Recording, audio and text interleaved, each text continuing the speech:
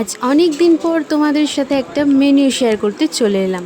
তো এটা ছিল একটা পনিরের স্টাফিং দেওয়া চপ, যেটা খেতে অসাধারণ ছিল। ভেতরে পুরো পনির ঠাসা ছিল, আর এটা এতই ভালো ছিল যে আমি এখানে স্যালাডটা রেখে এটা খাওয়া শুরু করে দিয়েছি। স্যালাড মেনলি আমি টাইম পাসের জন্যই খাই, যতক্ষণ না খাবার আসে। হ্যালো এভরিওয়ান, তোমরা সবাই কেমন আছো? আশা করছি সবাই তোমরা খুব ভালো আছো। আর বলে দিই, এটা ছিল একটা গৃহপ্রবেশের অনুষ্ঠান বাড়ি।